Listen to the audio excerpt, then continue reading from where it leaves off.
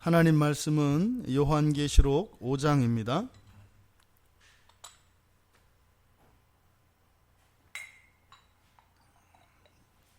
요한계시록 5장 9절에서 10절까지 우리 같이 한 목소리로 함께 읽겠습니다. 그들이 새 노래를 불러 이르되 두루마리를 가지시고 그 인봉을 떼기에 합당하시도다. 일찍이 죽임을 당하사 각 족속과 방언과 백성과 나라 가운데에서 사람들을 피로 사서 하나님께 드리시고 그들로 우리 하나님 앞에서 나라와 제사장들을 삼으셨으니 그들이 땅에서 왕 노릇 하리로다 하더라. 아멘. 아멘. 장로들의 새 노래라고 하는 제목을 붙였습니다.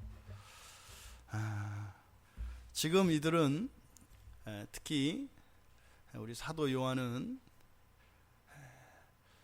누구보다도 더 예수님을 잘 아는 것으로 알았고 또 누구보다도 더 예수님의 사랑을 받았던 제자였습니다. 그런데 지금 하늘에 계신 예수 그리스도를 보니까 내가 안 게 아니더라 말입니다. 그러니까 예수님이 나를 얼마나 사랑하시는지 요한은 안다고 생각을 했습니다. 그러니까 다른 제자들은 몰라도 나는 주님이 우리를 얼마나 사랑하시는지 안다. 이 세상에 있는 사람들을, 죄인들을 얼마나 사랑하시는지 안다. 그리고 그 사랑을 위하여 십자가에서 당신의 몸을 제물로 내어주셨던 그 사건, 그것이 우리 주님의 우리들을 향하신 그 사랑이었고 무한한 헌신이었고 완전한 것이었다. 알고 있었습니다. 그런데 하늘에서 다시 배운 우리 주님을 배웠을 때 그것은 안 게 아니었어요. 아는 게 아닌 것도 아니지만 아는 게 아는 것도 아니었다라고 하는 것을 사도 요한이 깨달은 겁니다. 그러니까 우리가 모르는 거죠. 사실은 우리가 인생을 살아가면서 모든 문제가 그겁니다. 정말로 하나님을 알고 예수님을 아는 것, 그게 문제예요. 다른 게 문제가 아니라요. 우리 학생들 대학에 들어가는 문제, 취업하는 문제, 결혼하는 문제, 또 이런저런 꿈을 이루고 야망을 가지고 있는 것들을 실현하고, 그게 문제가 아니라 하나님을 아는 것, 예수님을 아는 것, 그게 문제라는 겁니다. 제가 생각하면 생각할수록 참 답답하고 안타까운 게, 예수님은요 이 세상의 모든 것을 다 합쳐도 예수님을 능가할 수 있는 게 없거든요. 그러니까 예수님 개정판 이런 게 안 나와요. 또 다른 게 나올 수가 없어요. 예수님 이상은 없거든요. 그러니까 예수님 외에 다른 것이 자꾸 덧붙여지거나 이렇게 될 수가 없는 거예요. 오히려 그런 것이 덧붙여지면 덧붙여질수록 오히려 가치를 떨어뜨립니다. 근데 사람들은요 맨날 그대로 있으면 그것이 실증을 내고 그것을 다 안다고 생각한다 이 말입니다. 그 설교 준비하면서 그 생각이 났어요. 그 스리랑카에 지난 그 겨울에 갔을 때 처음 먹었던 과일, 제 이름은 모르겠어요. 요만한 우리나라 포도알 많은 이제 그런 과일인데 5가지 맛이 있어요. 우리도 오미자가 있잖아요. 오미자가 원래 뜻대로면은 5가지 맛을 내는 차 이런 뜻이잖아요. 근데 시큼 뜰 잘 모르겠어요. 5가지 정확하게. 근데 이 과일은요 딱 먹으면 그러니까 한 1분 정도까지 아주 신맛이 납니다. 1분 정도까지는 굉장히 셔요.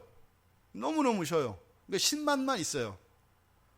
근데 그게 딱 지나고 나면 그 다음이 무슨 맛인가? 단맛인가? 그 다음에는 신맛이 완전히 사라지고요 완전히 단맛입니다. 그러다가 또 그게 지나가면은요 무슨 아주 고소한 맛이 납니다. 땅콩 이런 것처럼 고소한, 그러니까 이게 동시에 있는 게 아니라 5가지의 맛이 그 시간대로 이렇게 와요.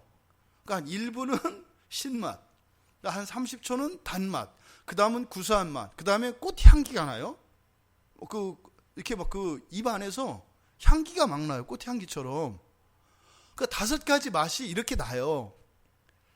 그러니까 이런 게 그런 게였구나. 예수님은요, 알면 알수록, 이거 오미자가 아니라 무미자예요. 무미자. 무한이죠. 무한. 그러니까 사람들이 다 그러잖아요. 예수님 만나면 나 이제 예수님도 안다고 얘기한단 말이에요. 성경도 그러잖아요. 다 안다고. 그런데요, 나중에 뭐라고 고백하냐면 그때는 아는 것도 아니었다고 이렇게 얘기한단 말이에요. 근데 그때는 그래서 비로소 다 안 것 같지만 조금 더 알아가면 어떻게 돼요? 옛날 그것도 또 한 게 아니었던 거예요. 그러니까 무한히 깊어지고요, 무한히 더 아름다워지고요, 무한히 더 가치가 커지고 사랑스러워지고 이런 겁니다. 이게 예수예요. 그러니까 예수에 뭘 덧붙일 수가 없어요. 그러니까 왜요? 예수를 먹으면 먹을수록 그 맛이 날로 더해지고 더 깊어지고 이 세상에서 경험하지도 못했던 그런 것들이 계속돼요. 어디에? 예수에서만. 그러니까 그것 외에는 다른 길이 없어요. 이스라엘 백성들이 만나를 먹으면서 실증을 내지 않습니까? 예수 그리스도는 실증이 안 나요. 예수 그리스도는 그런 거 아닙니다. 만나야 제가 안 먹어봐서 모르겠습니다만 성경에서도 그런 맛을 얘기하진 않으니까. 그런데 예수 그리스도는 그런 겁니다. 지금 요한이 그것을 경험하고 있어요. 근데 오늘 우리가 지금 주는 이 본문, 그러니까 그들이 새 노래를 불렀다라는 거예요. 그들이 새 노래를 불렀다. 이게 나와 무슨 상관이 있는가 이 말이에요. 그래서요, 그 장로들과 24 장로들과 이런 짐승들이 같이 노래를 부른 거, 이 새 노래를 부른 거, 그게 나하고 무슨 상관이냐 이 말이에요. 이게 연결이 돼야 됩니다. 이게 뭐예요? 사실은 인생의 결말에 대해서 가르쳐 주는 거예요. 인류 역사의 결말에 대해서 가르쳐 주는 거예요. 인간의 모든 지혜가 추구하는 그 마지막의 것에 대해서 지금 가르쳐 주는 거예요. 왜요? 모든 인류와 모든 사람과 하늘과 땅의 모든 피조물들이 마지막으로 하는 거 뭐예요? 그게 가장 소중한 거예요. 가장 가치 있는 거예요. 그걸 여기서 뭐라고 하는 거예요? 새 노래라고 하는 겁니다. 이 새 노래를 우리가 이 세상에서 부를 수 있다면 이거는 상상도 할 수 없는 거죠. 사도 요한의 소원이 그겁니다. 인생이란 게 이런 거였구나. 예수를 믿고 산다는 게 이런 거였구나. 하나님이 하신 게 이런 거였구나. 이게 지금 여기서 새 노래입니다. 새 노래. 그래서 사도 요한이 깨달은 이 깨달음이 우리 모두에게 허락되어지기를 바랍니다. 그래서 정말 성공적이고, 그러니까 사람들이 이야기하는 그런 성공 이런 거 말고요. 아이들이 장난감, 조립식 장난감 이런 거 있지 않습니까? 그런 걸 사다가 그걸 맞춰도 이게 모형으로 집 모양은 만들 수 있잖아요. 근데 이거 살 수 있는 집은 아니잖아요. 그러니까 우리 이 세상을 살아가면서 사람들이 추구하고 원하는 모든 것들은 보통 그런 겁니다. 그런 모형 장난감을 사다가 너무 똑같죠. 똑같이 생겼죠. 요즘에는 그 안에 엘리베이터도 넣고 이러지 않겠어요. 나중에 가면 너무 똑같죠. 근데 문제는요, 내가 살 수 있는 집은 아니에요. 그 모형이. 그런데 지금 사도 요한이 우리들에게 가르쳐 주는 것은 뭐예요? 진짜입니다. 진짜. 이걸 성공이라고 제가 말씀을 드리는 겁니다. 다른 사람들보다 더 빨리 가고 더 많이 더 크게 이런 걸 말하는 게 아니라 진짜를 말하는 겁니다. 진짜. 그래서 이 새 노래에 담겨져 있는 이 참다운 진리가 깨달아지고 믿어질 수 있길 바랍니다. 그래서 이 진짜 성공을 거머쥐시고 주님 앞에 가실 때까지, 그래서 후회 없는 인생을 사실 수 있는 여러분 모두가 되길 바랍니다. 이거를 안 믿어요, 사람들이. 그러니까 예수를 믿는다는 거는요, 나 믿기로 확정했고 그냥 나 지옥 안 가고 천국 가기로 결심했어, 이걸 말하는 게 아니에요. 그거는 주님이 하실 일이고, 이 세상에서 정말로 후회 없는 인생을 살아가는 겁니다. 이게 구원이고요. 예수 믿는 거예요. 그러니까 우리들이 살아갈 인생의 방향을 어디로 정할 것이며 어떤 원칙과 어떤 기준을 가지고 무엇을 추구하며 살 것인가, 이게 예수를 믿는 거예요. 우리의 삶이 예수를 믿는 거다, 이 말입니다. 부디 여러분들의 믿음이 오늘 말씀과 함께 여러분의 삶 속에서 아름답게 그렇게 성령의 열매로 꽃 피울 수 있기를 바랍니다. 지금 장로들이 부르는, 그들이 부르는 이 노래, 그들이 새 노래를 불러, 이 부른다, 이것은 그치지 않는 찬양입니다. 요한이 보았을 때 이미 그들은 찬양을 하고 있었습니다. 그리고 요한이 보게 되었던 그 순간에도 찬양을 하고 있습니다. 그리고 지금도 그 찬양은 계속되고 있습니다. 우리가 주님 앞에 가면 이 24 장로들과 생물들의 그 찬양을 여러분들은 듣게 되실 겁니다. 아, 요한계시록 5장 9절에서 얘기했던 게 이 장면이었구나. 여러분들은 글로 본 이것을 눈으로 보고 귀로 듣게 될 것이라는 겁니다. 그리고 그 찬양에 함께 참여하겠죠. 지금 여기서 얘기하는 새 노래, 이 새 노래라고 하는 말, 요한계시록에서 2번 사용됩니다. 2번 사용되는데, 먼저 새 노래라고 된, 그러니까 새로운 노래입니다. 새로운 노래. 우리가 너무 이렇게 빠른 시대를 살아가다 보니까 그 단어의 의미를 정확하게 우리가 이렇게 깨닫지 못함으로써 그 참된 뜻을 우리가 놓쳐버립니다. 그러니까 여기서 새롭다, 이 새로운이라고 하는 이 단어는요, 뭐 여러분도 다 아시는 단어잖아요. 새로운. 근데 원래 새로운이라는 말이 의미하는 바, 이거는요, 질적으로 완전히 다른 것을 말합니다. 그러니까 지금까지는 없던 것을 말합니다. 그리고 더 좋은 것을 말합니다.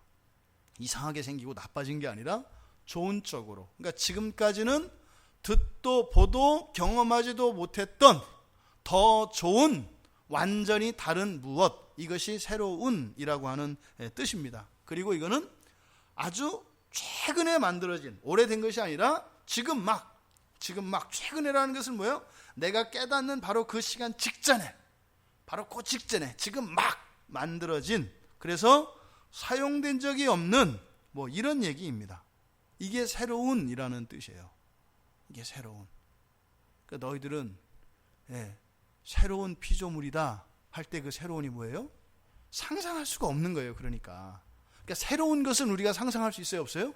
없어요. 깨닫는 겁니다. 우와! 이러는 거예요. 그러니까 와 하기 전에는 그걸 알 수 없는 겁니다. 이 새로운 노래 그랬습니다. 근데 이 노래라고 하는 것은 이 신약 성경에서는 그냥 단순한 노래만을 의미하지 않습니다. 그냥 곡조를 붙여서 가사를 붙이는 거, 이거를 의미하지 않습니다.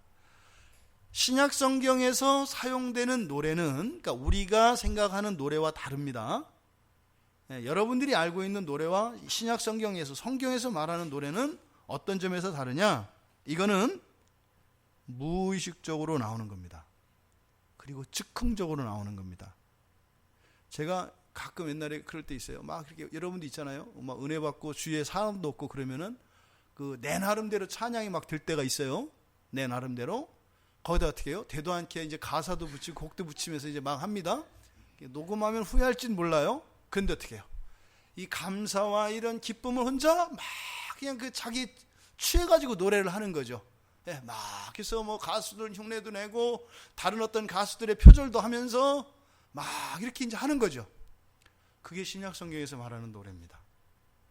그러니까 신약 성경에서 말하는 노래는 어떻게 격식이나 이렇게 악보나 화음에 맞춰서 따라하는 그런 게 아니에요. 그러니까 노래라고 하는 것은 엄격히 말하면 어떤 거예요? 이 세상에서 그 노래는 하나밖에 없는 거예요. 모든 노래가 다. 왜요? 각 개인마다 즉흥적으로 그리고 무의식적으로 안에서 이렇게 터져 나오는 거기 때문에 여러분 안 그러세요? 이런 거죠. 여러분들이 똑같은 기도를 똑같이 할 수 있을까요? 평생에? 그런 거 없어요. 심지어 기도 제목이 같아도 음성 크기도 다를 것이고 높이도 다를 것이고 이 톤도 다를 것이고 다 다를 거 아니에요? 그러니까 성경에서 이야기하는 노래는 그런 겁니다. 이렇게 그때 무의식적으로, 그러니까 누를 수 없어서 안 할 수 없이 나오는, 그리고 그때 그 자리 그 순간 그때의 감정 그때의 그 마음에서 나오는 것, 요게 신약 성경에서 말하는 노래입니다. 그러니까 여기에는요 어떤 격식이나 규칙 이런 게 없어요. 그게 필요가 없어요. 그냥 나오는 거예요. 그냥 하는 겁니다. 그냥. 그래서 아주 자연스럽고요, 그냥 편안하고 격식이 없습니다. 그러니까 이건 마치 그런 거겠죠. 뭐 꼬마 아이들이 재밌게 막 놀아요. 이렇게 놀면서 이 아이들이 제잘거리는 거 있죠. 뭐 이렇게 서로 잔소리도 하고 뭐 야자 막 하면서 있잖아요. 그런 겁니다. 신약 성경에서 말하는 노래라고 하는 것은.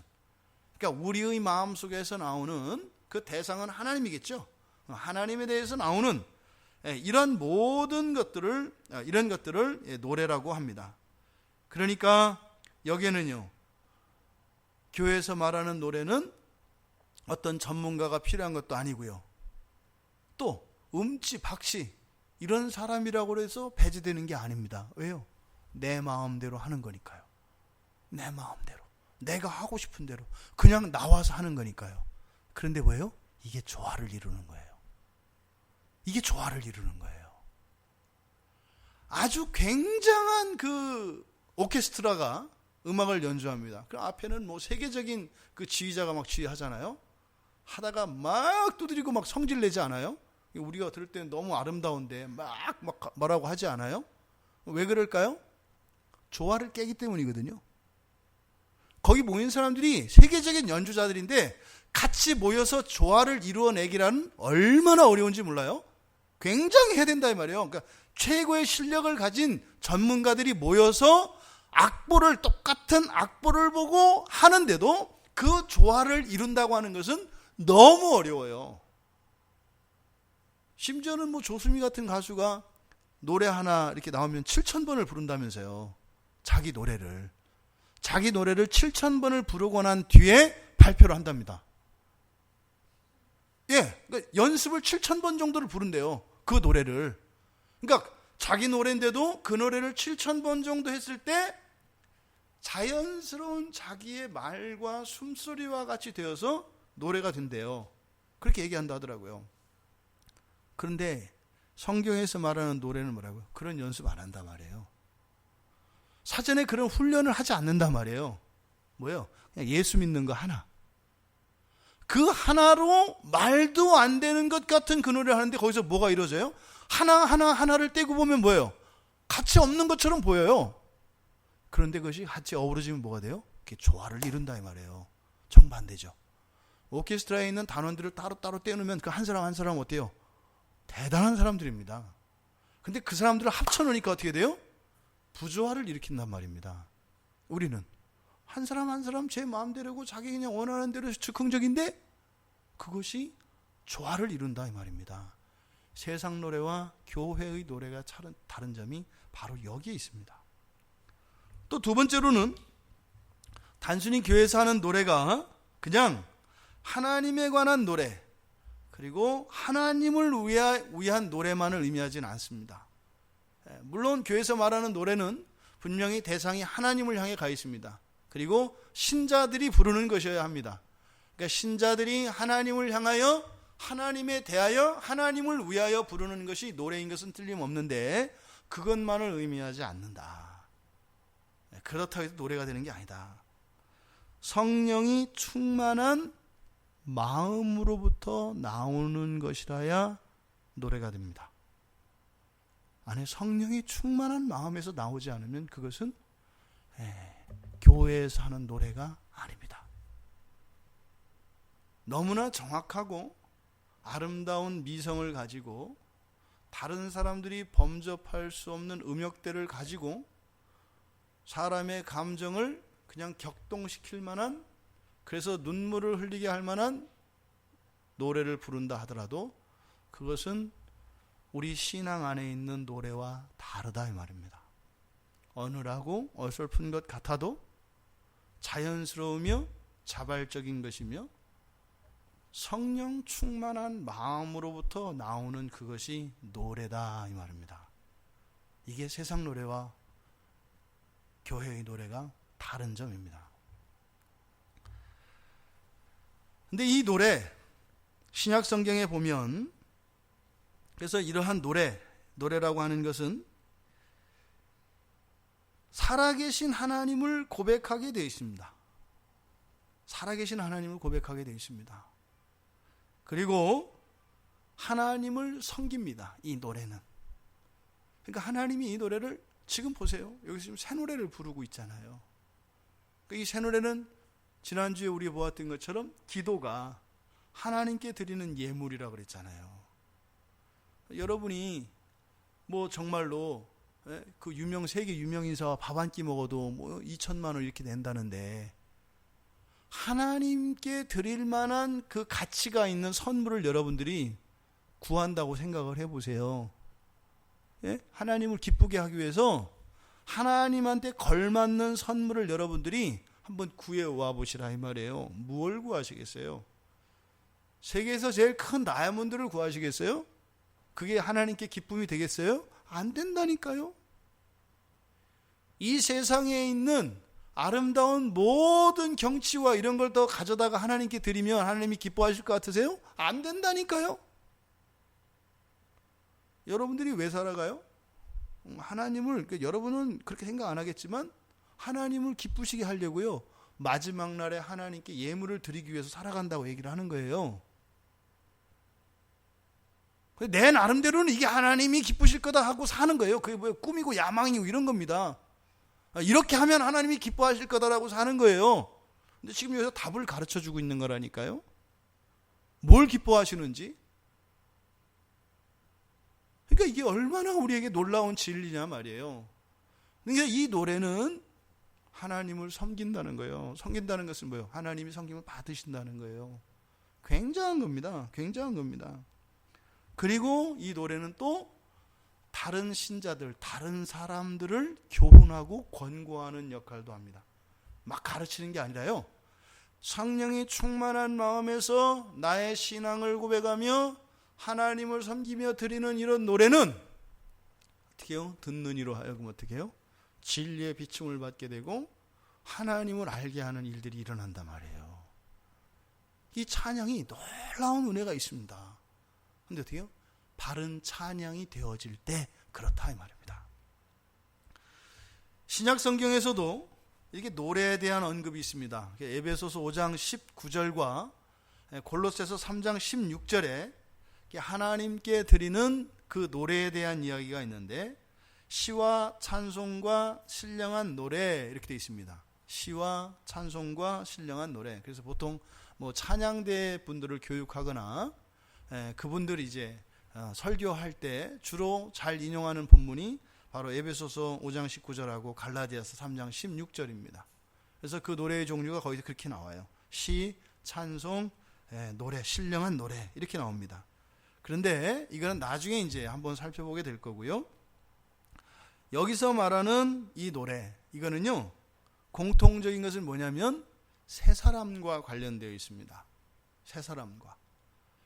이 노래는 그러니까 아무나 부르는 게 아니에요. 세 사람과 관련되어 있어요. 그래서 요한계시록에 2번 이 새 노래가 사용된다 그랬는데요. 계시록 14장 3절에 가면 이 새 노래가 나옵니다. 새 노래. 그래서 그때는요. 그들이 보좌 앞과 네 생물과 장로들 앞에서 새 노래를 부르니 그들은 누구죠? 한번 보세요. 계시록 14장 3절에서 그 새 노래를 부르는 사람들이 에베소서와 갈라디아에서는 새 사람이라 그랬는데 요한계시록 14장 3절에서는 그 새 노래를 부르는 새 사람들이 누군가 나와 있어요.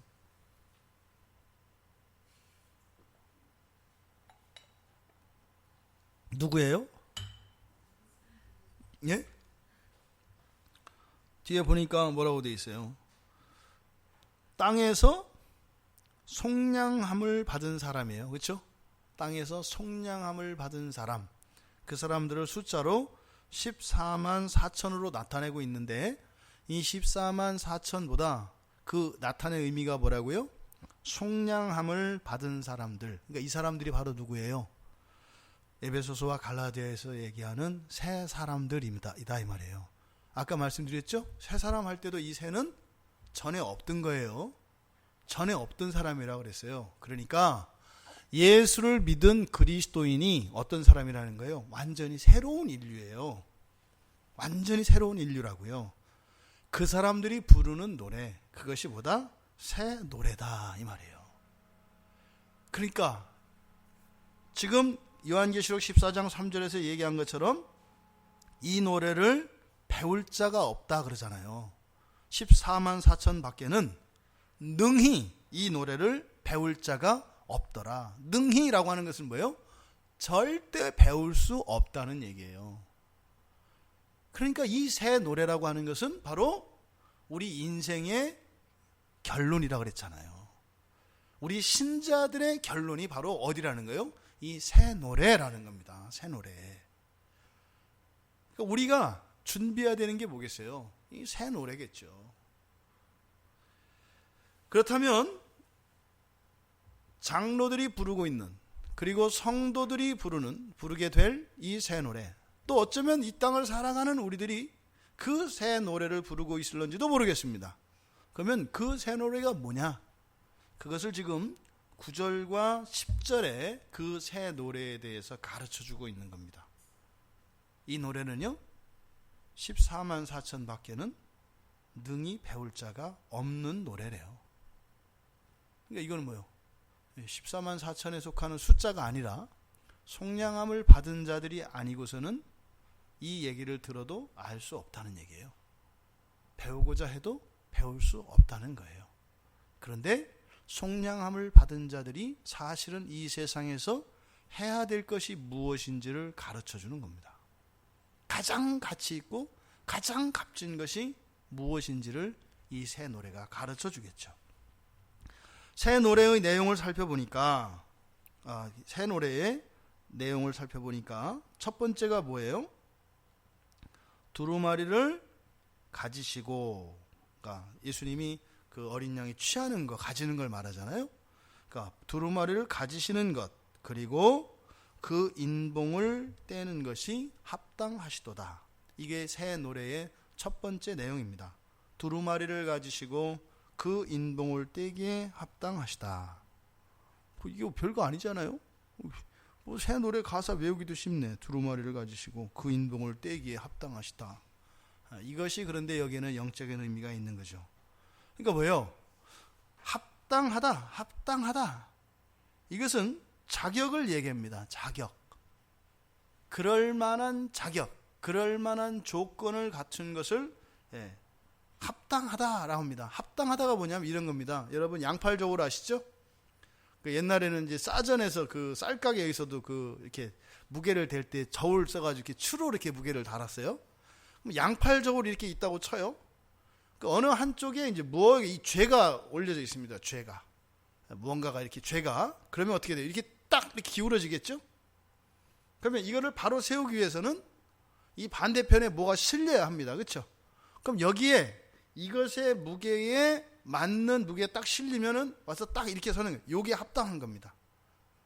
요게 합당한 거예요. 합당하다는 게. 그러니까 지금 여기서 합당하다라고 하는 것은요, 창조를 전제하고 있어요. 보시기에 심히 좋았더라. 그래서 완전한 상태의 창조 세계를 전제로 하고 있습니다. 그러니까 완전한 상태의 창조 세계, 그게 어떻게 양팔저울로 딱 이렇게 균형을 이루고 있는 상태죠. 하나님이 만드신 그 상태. 근데 그때 세상에 죄가 들어왔죠. 죄가 들어오면서 어떻게 해요? 한쪽으로 푹 떨어진 겁니다. 그런데 바로 여기서 합당하다 이 말이 뭐예요? 어린 양 예수, 이 예수 그리스도의 이 구속의 사역이 어떻다는 거예요? 균형을 이뤘다 이 말이에요. 그럼 무슨 말이에요? 창조 상태를 원상태로 회복시키셨다 이 말이에요. 합당하다고 하는 것은.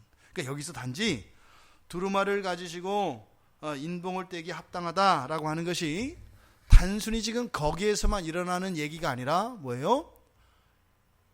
인류의 모든 역사, 즉 창조 때로부터 종말에 이르기까지의 모든 인간들의 죄, 그것에 대한 완전한 대속, 이것을 의미한다 이 말입니다.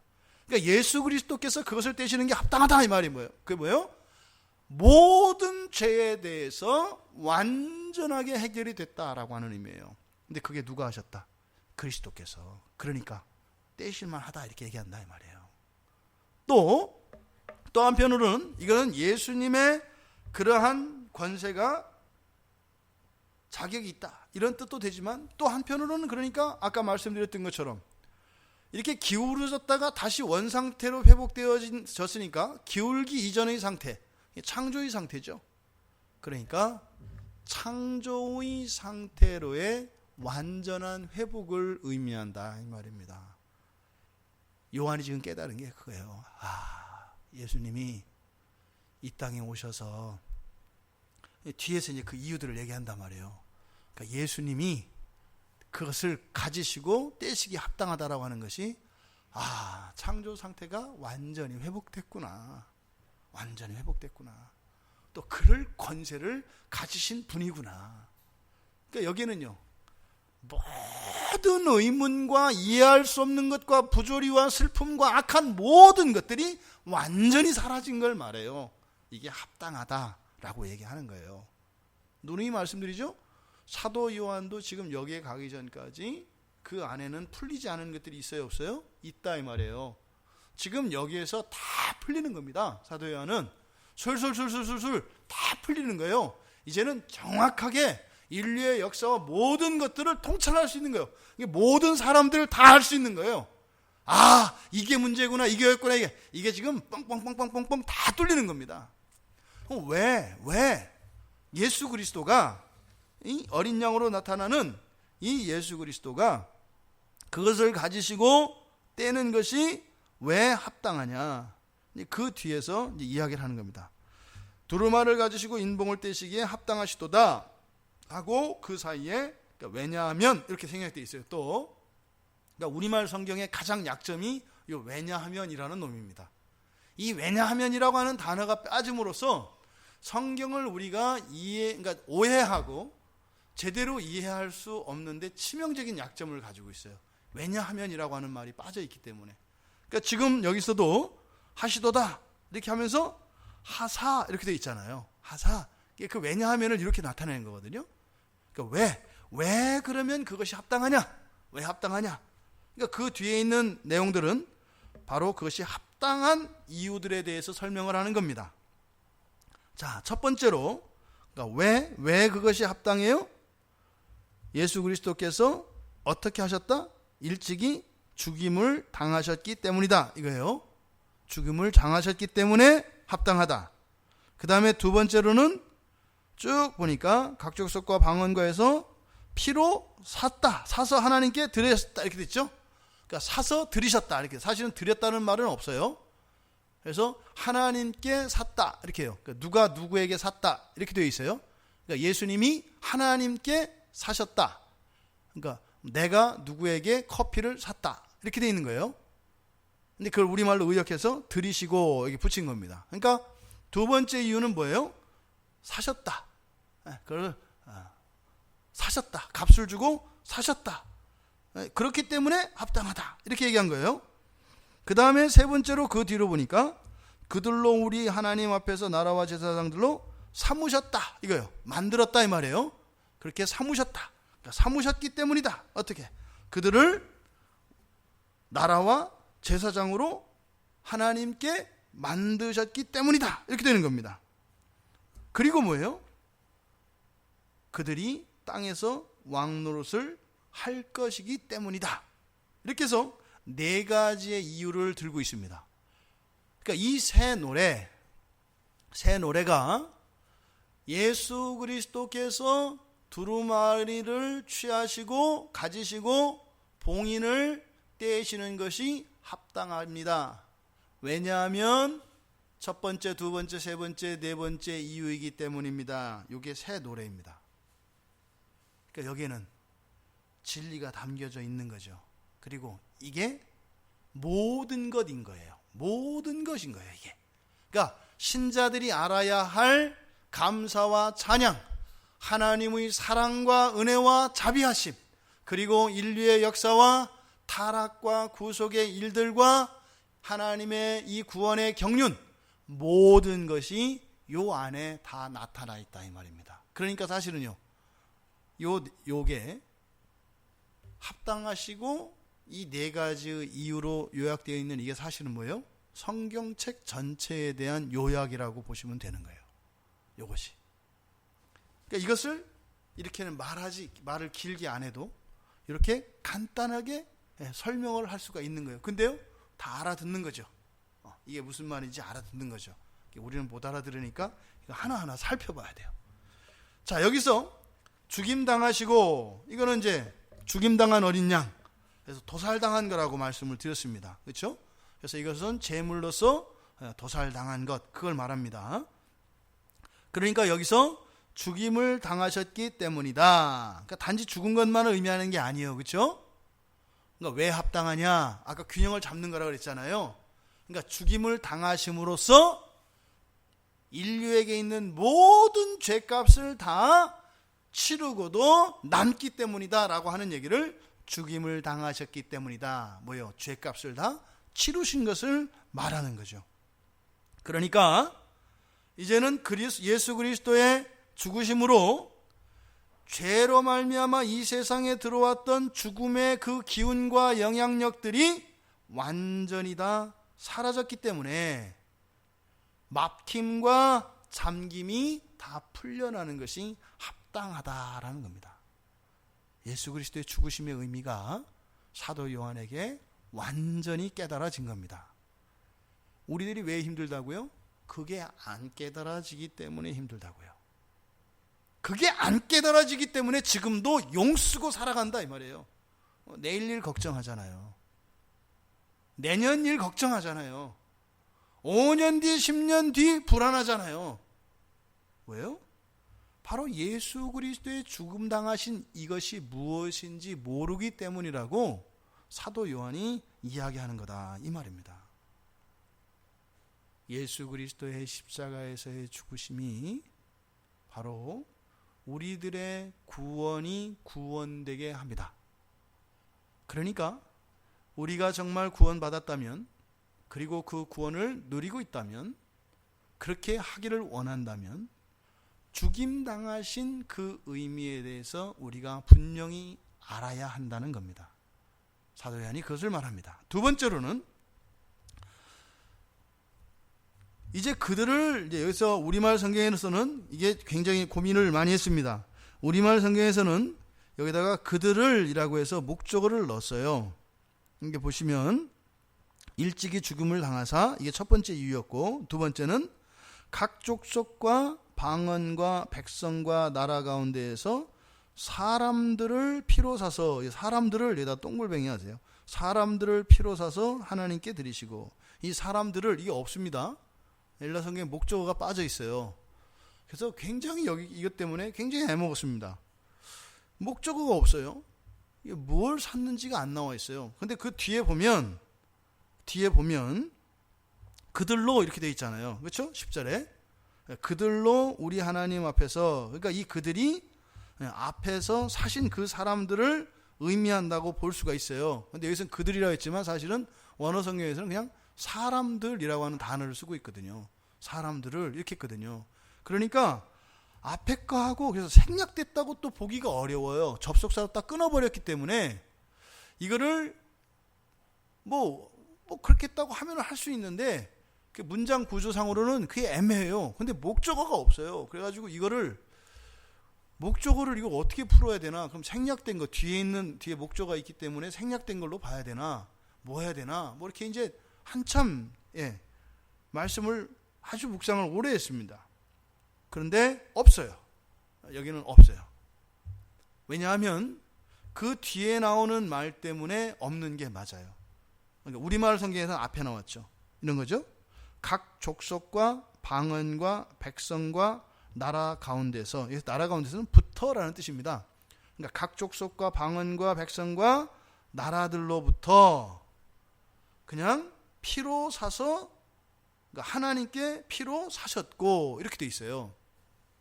그러니까 지금 여기서 나타내고자 하는 것은 예수님이 사셨다는 거예요. 사셨다. 뭔가를 사셨어요. 뭔가를. 근데 누구를 위해서 샀어요? 하나님을 위해서 사셨어요. 하나님을 위해서. 하나님을 위해서. 근데 왜 지금 이렇게 여기서 이렇게 표현을 하는가 하면, 그러면 어디서 뭘 사왔을까요? 어디서 딴 데서 뭘 사다가 이렇게 드렸을까요? 그럴 수는 없잖아요. 하나님께 뭘 없던 걸 새로운 걸 드릴 게 있어요, 없어요? 없어요. 하나님이시기 때문에. 그런데 또 드린 게 있어요, 없어요? 있어요. 없는 게 없는데 또 드릴 것도 있는 거죠. 그러니까 여기서 지금 사셨다라고 하는 의미는 바로 어떤 의미일까요? 더러워진 것을 완전케 한 것을 말하는 거죠. 사셨다고 하는 의미는. 그래서 어떤 사람들은 그런 사람도 있어요. 또 잘못 그런 사람들 이단교리 그런 거 있습니다. 마귀한테 가서 이렇게 자기 생명으로 이렇게 바꿔서 내가 대신 죽을게, 얘들 살려줘 이렇게 해서 바꿔 이렇게 했다 그래요. 그거 말이 안 되는 거예요. 예수님은 하나님이신데 하나님이 이렇게 인질로 이렇게 잡혀가시고 그런 건 없는 겁니다. 그래서 누구한테 이게 하나님의 소유권이 빼앗기거나 그러는 게 아니에요. 뭐예요? 더럽혀진 거죠. 더럽혀진 거. 그래서 여기서 예수께서 사셨다라고 하는 것은 뭐예요? 불완전하고 고장나고 완전히 더러워진 것들을 어떻게 하나님의 것이 될 수 있도록 완전하게 정결을 회복하셨다라고 하는 그런 의미입니다.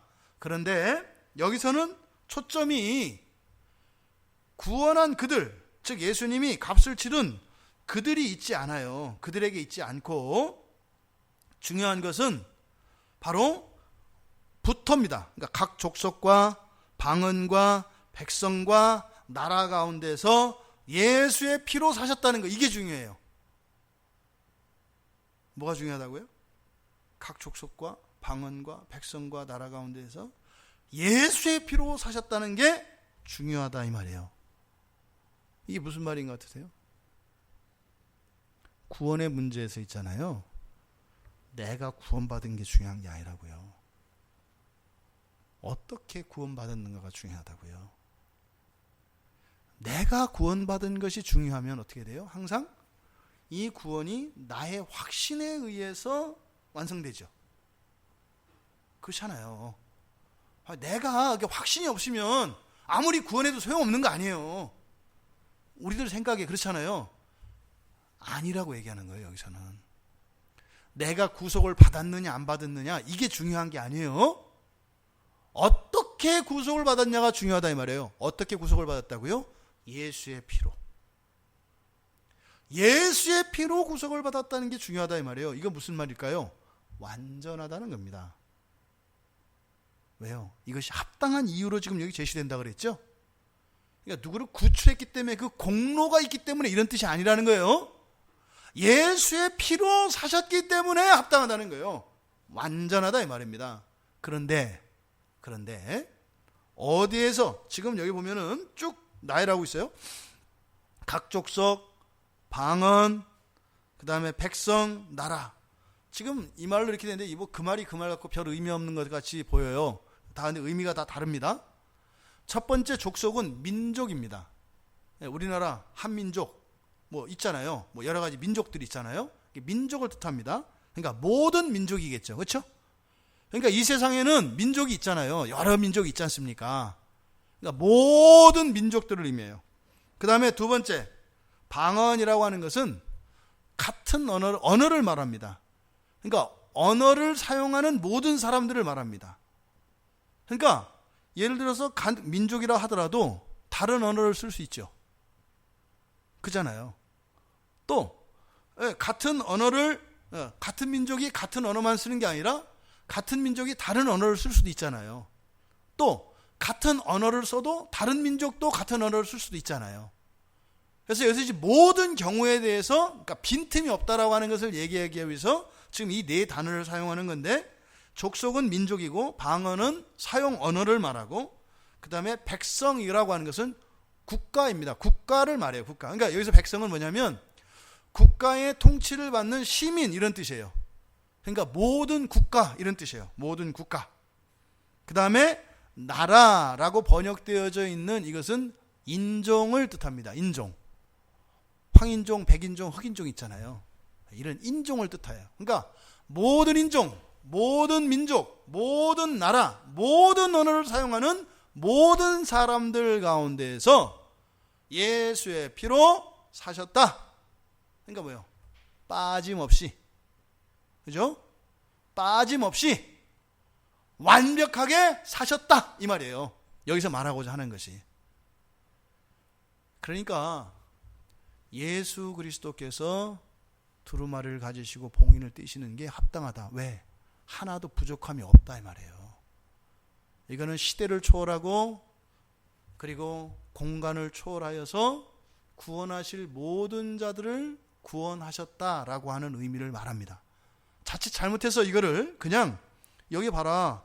각 족속, 방언, 백성에서 봐라. 이게 여기 잘못 보편 구원론으로도 가요. 모두 했다는 거 아니냐? 이렇게 확대해서 간단 말이에요. 그런 의미가 아니다 이 말이에요. 여기서 구원은 구원받은 것이 중요한 게 아니라 어떻게 구원이 이루어졌는가를 설명하려고 하는 구절이다. 그렇다면 아까 말씀드렸던 것처럼 목조가 빠져있다고 그랬잖아요. 그러면 주님이 사신 사람들 누구냐 이 말이에요. 누구. 그래서 이것을 빼버릴 수밖에 없었어요. 왜요? 아까 그랬죠? 족속과 방언과 백성과 나라에서 모든 시대 모든 곳으로부터 사셨다 그랬잖아요. 근데 아직 확정이 됐어요? 안 됐어요? 아직 확정이 안 됐어요. 아직 확정이 안 됐어요. 구원이 완성이 아직 안 됐다고요. 그러니까 목적어를 이게 딱 박을 수가 없어요. 그러니까 구원받은 사람들을 중점적으로 한다면 목적어가 있어야 되는데 그것이 아니라 어떻게 구원했는가를 말하고자 하였기 때문에 그것이 없어도 이 문맥의 의미는 아무 상관이 없다. 그런데 그 사람들이 그 목적으로 빠져있는 즉 주님이 사신 사람들 이 사람들이 어디에 나오느냐? 계시록 7장 4절에 나옵니다. 요한계시록 7장 4절 바로 뒤에니까 한번 보시죠. 뭐가 나와요? 내가 인침을 받은 자의 수를 들으니 인침을 받은 자가 누구예요? 바로 예수 그리스도께서 모든 곳에서 사신 자들이에요. 이들이 14만 4천으로 나타나는 거죠. 이 14만 4천은 상징입니다. 이것을 숫자로 가면은 그 신천지 대표 신천지 이단이에요. 그냥 이것만 봐도 저는 얼마나 웃기지 않아요? 그러니까 예수를 믿는 사람이 14만 4천 명 이하여야 돼. 14만 4천 명 이상으로 예수를 믿으면 그는 가짜야. 그 사람들 교리는 그런 거잖아요. 14만 4천 명만 구원을 받으니까 14만 4천 명 이상이 되면은 안 되는 거야. 그러니까 뭐 그 이상이 되면 하나님이 구원 못해. 그렇게까지 생각 못하죠, 저 사람들은. 그러니까 그 자체가 이미 성경에서 말하는 하나님이 아니라는 거예요.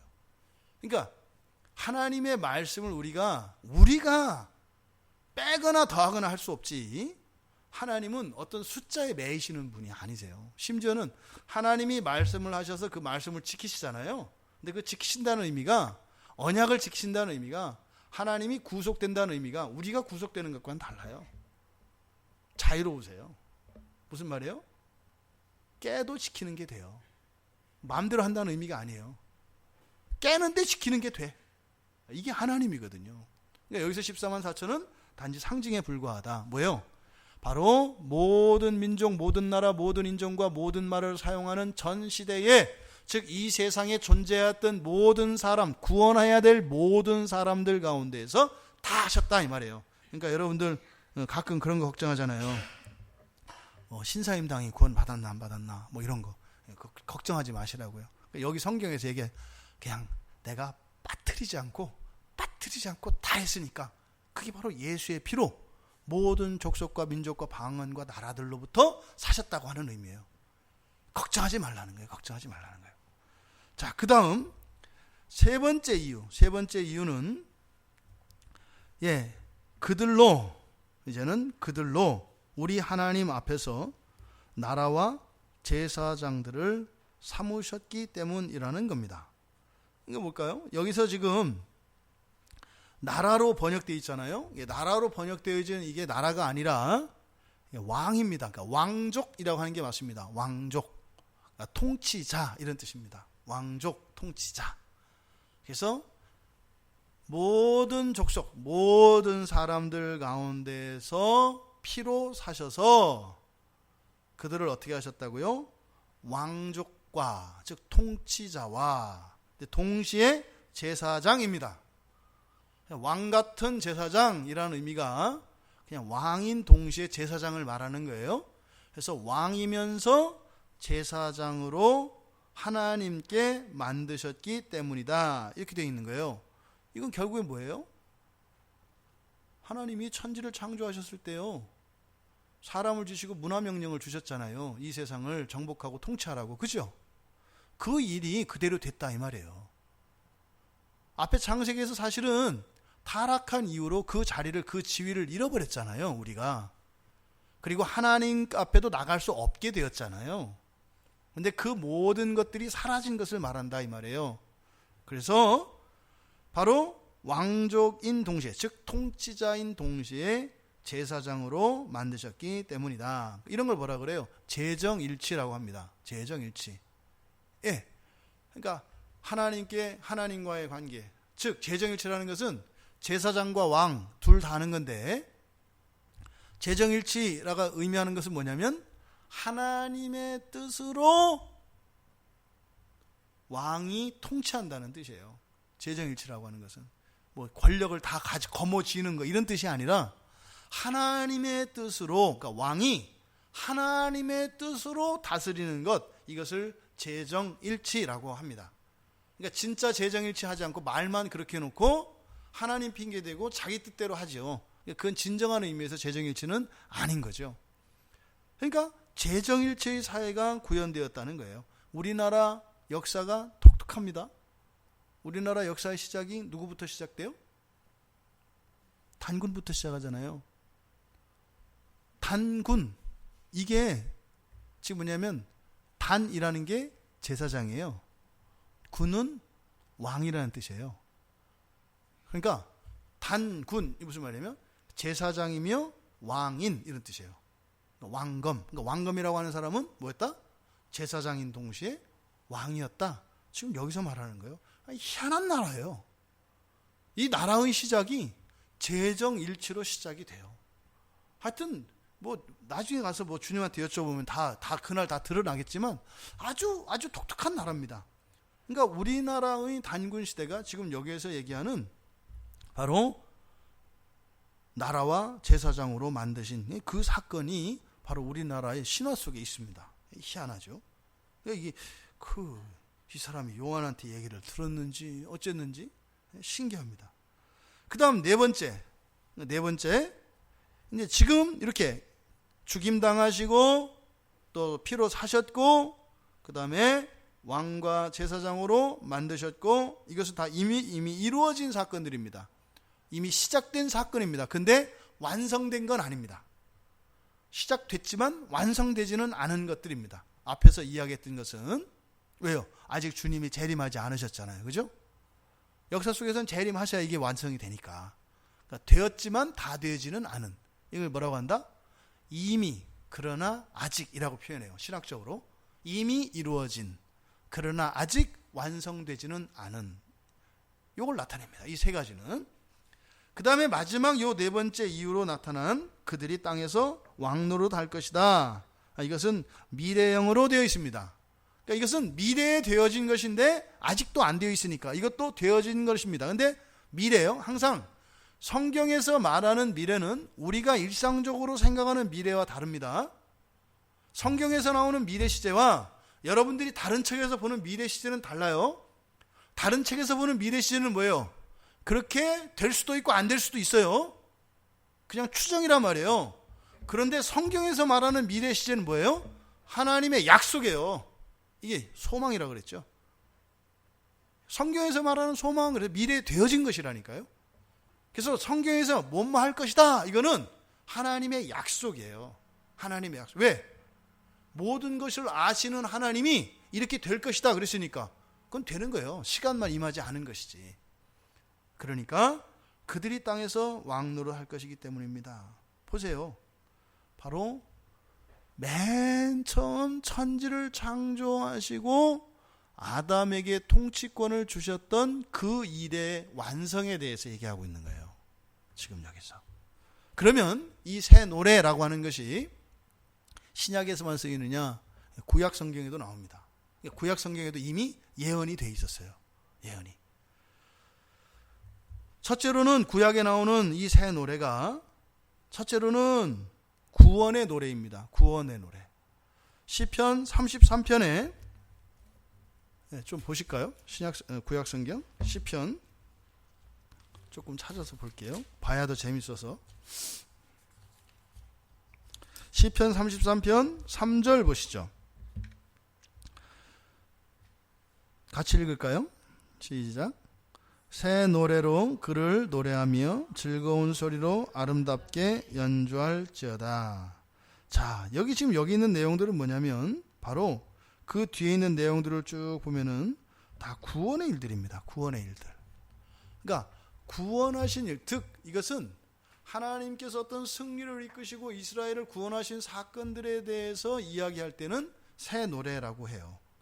시편 98편 한번 가보시죠. 시편 98편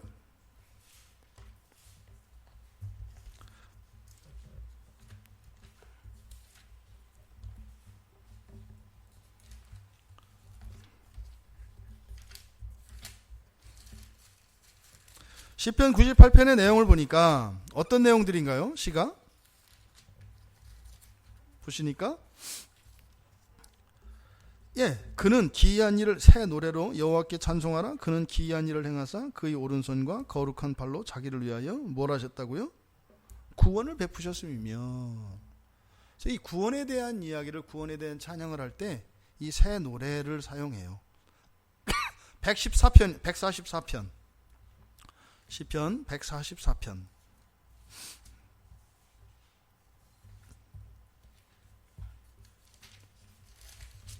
144편 9절에 가보면 하나님이여 내가 주께 새 노래로 노래하며 10줄 비파로 주를 찬양하리이다. 그러면서 10절에서 뭐라고 나오냐면 주는 왕들에게 구원을 베푸시는 자시요 그의 종 다윗을 그 해하려는 칼에서 구하시는 자시니이다. 구원에 대한 이야기예요. 또 149편 또 이사야서에도 있습니다. 이사야서 42장 10절에도 나옵니다. 그런데 이렇게 구원의 노래뿐만이 아니라 시편 96편을 보시면 가장 정확하게 나와 있어요. 지금 사도 요한이 이야기하는 이 새 노래가 구약 성경에서는 이 시편 96편이 정확하게 나와 있습니다. 그러니까 지금 사도 요한이 이야기하는 이 새 노래의 내용들을 정확하게 담고 있는 것이 시편 96편입니다. 그러니까 이 시편 96편이 특별한 시구나라고 하는 것을 알게 되었어요.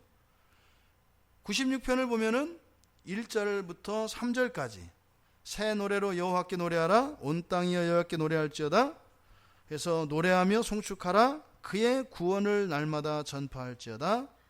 그리고 그의 영광을 백성들 가운데 기이한 행적을, 다 전부 구원에 관한 겁니다. 만민 가운데 선포해라. 그 다음 이제 4절부터 6절까지는 여호와는 위대하시니 지극히 찬양할 것이요. 다시 새 노래들이죠. 그죠?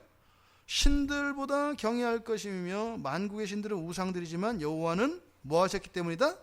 하늘을 지으셨기 때문이다. 천지 창조에 대한 얘기입니다. 그러니까 이 새 노래가 사용되어지는 것은 바로 여기 요한계시록에서는 바로 구원의 일들, 그리고 구원의 일들에 대해서 지금 이야기를 쭉 하신 것인데, 이 구원의 일들, 즉 합당하다고 하는 이유들을 쭉 살펴보니까 사실은 다 뭐에 대한 얘기예요? 천지 창조에 대한 얘기다 이 말이에요. 첫 창조 때 하셨던 그 일을 다시 완성시키신 것을 말한다 이 말이에요. 그러니까 구원하시는 이 재창조의 사역이 뭐다? 첫 창조와 완전히 구별된 것이 아니라 바로 첫 창조를 완성시키는 것이 이 재창조의 일이었구나라고 하는 것을 여기서 가르쳐 준다 이 말이에요. 그러니까 이 새 노래라고 하는 것은 바로 구원의 노래인 동시에 또 뭐예요? 창조에 대한 노래다 이 말입니다. 이게요 놀라운 얘기입니다. 이 새 노래의 내용을 살펴보고 우리가 깨닫게 되어지는 것이 뭐냐면 각 족속과 모든 열방과 나라와 방언들 가운데에서 하나님이 택하신 자들을 예수의 피로 완전히 구속하셔서 죄를 속량하시고 구원하신 이 사건, 이것이 뭐다? 천지창조하시고 맨 처음에 일어났던 첫 창조를 완성시키는, 다시 말해서 이 재창조의 일이 첫 창조가 재창조에 의해서 완성이 되어지게 되었다는 이야기로구나. 이게 굉장히 놀라운 진리입니다. 그러면 여기서 조심해야 돼요. 그러면 원래부터 그럼 재창조를 통해서 했다면 인간의 죄가 그렇게 짓기로 이미 하나님이 작정했다는 거야? 그건 아니에요. 사람이 죄를 지은 것에 대해서는 일체 하나님은 관여하지 않으셨습니다. 책임이 없으십니다. 완전히 우리들 100% 작품입니다. 그런데 그런 실수, 그런 과실조차도 하나님이 그 창조를 완성하시는데 필요한 것으로 쓰셨다. 무슨 말인지 이해가 되세요? 제가 어떤 의견을 내놨어요. 근데 어떤 사람들은 찬성하고 어떤 사람은 반대했단 말이에요. 완전히 둘 중에 하나만 선택해야 되는 의견을 냈다 이 말이에요. 그럼 어떻게 돼요? 저는 둘 중에 하나의 의견만 따라야 되잖아요. 우리 사람들은. 근데 하나님은 어떻게 했다는 거예요?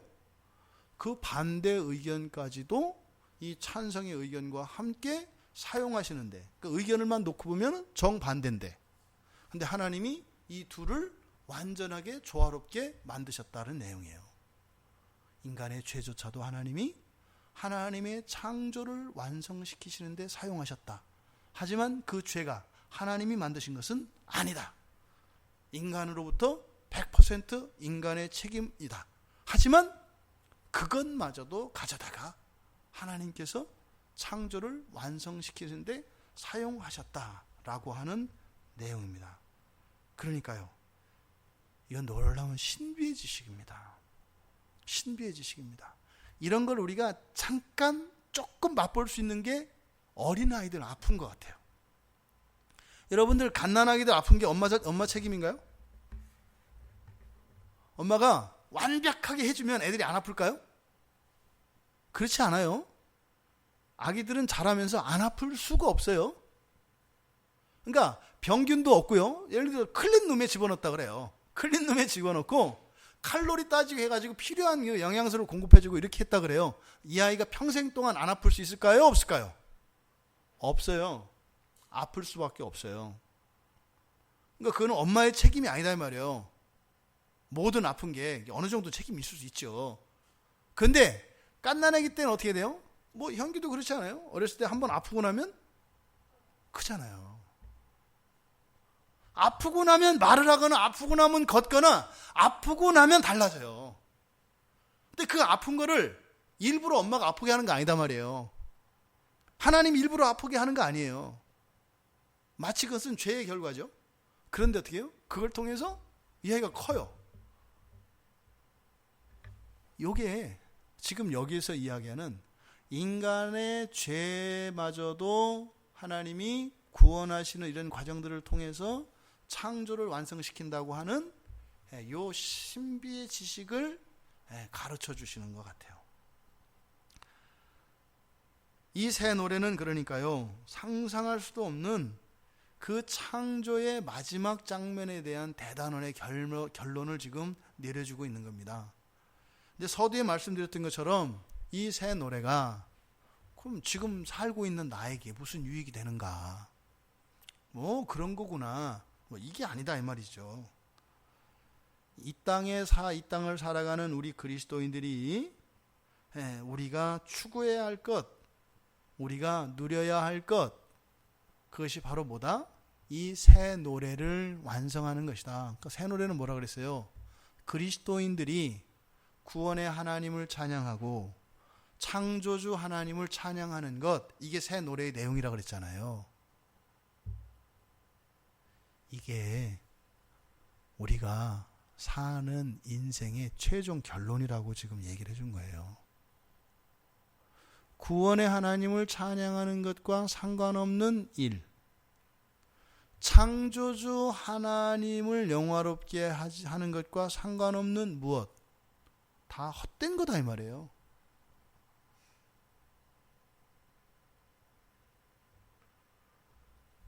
선택과 결정은 우리들 각자가 해야 됩니다. 사도 요한은 그 진리를 가르쳐 주었습니다. 구원의 하나님, 창조의 하나님을 찬양하는 것과 상관없는 것, 이것은 아무 의미가 없다면 그것을 위한 것이라면 뭐라는 거예요? 가장 가치 있는 일이라는 겁니다. 그러니까 사람들이 생각하는 것처럼 돈이 많아야 하고 건강해야 되고 똑똑해야 되고 열심히 해야 되고 많이 해야 되는 것이 아니라 뭐라는 거예요? 구원의 하나님, 창조의 하나님을 찬양하고 영화롭게 하기 위하여 하는 모든 것이면 가장 가치 있고 가장 훌륭한 것이다 이 말이에요. 이 비밀이, 이 신비의 지식이 여러분들에게 다 깨달아질 수 있기를 바랍니다. 그래서 가장 영광스럽고 가장 행복한 여러분들 되시기를 바랍니다.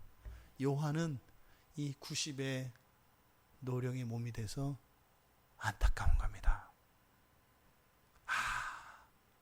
내가 그렇게 기를 쓰고 악착같이 살지 않아도 되었었는데, 또 내가 그렇게 몸부림하면서 그렇게 하지 않아도 되었는데, 얼마든지 정말 누리며 편안하게 여유 있게 살 수 있었는데, 사도 요한이 했을 그 후회가 우리들에게는 없기를 바랍니다. 여러분, 그거면 충분합니다. 50년 만에 어느 여대를 졸업한 80 할머니의 그 후배들에게 쓰는 편지를 보았습니다. 옛날에 결혼하면은 그 여자 대학교에서는 학교를 다니지 못하게 되어 있었습니다. 그 법이 바뀐 지 얼마 안 돼요. 그래서 여자들은 결혼을 하면 대학교를 못 다니는 법이 일반적이었습니다. 여자 대학교에서는. 고등학교는 말할 것도 없고요. 그래서 그 할머니가 3학년 때 집이 어려워서 아버지가 동생들 공부시켜야 되니까 너는 시집가라 그래가지고 3학년 1학기 때 제적을 당한 거예요. 법적으로 이렇게. 공부하려고 해도 안 되니까. 그랬다가 이 법이 바뀌면서 2005년인가요? 그래서 이 할머니가 15년에 다시 저거를 했대요. 복학을 했대요. 그래서 1년 한 학기를 마치고 졸업을 하신 거예요. 그러니까 입학하고 졸업은 50년 만에 하셨대요. 그러면서 그 후배들한테 이제 이야기를 하는 거예요.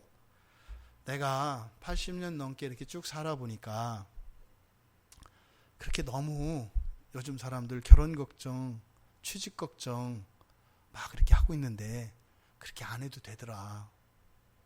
너무 걱정하지 마라. 그렇게 인생이 이렇게 불안하고 두려운 거 아니고 그런 거 아니더라. 그렇게 살지 마라.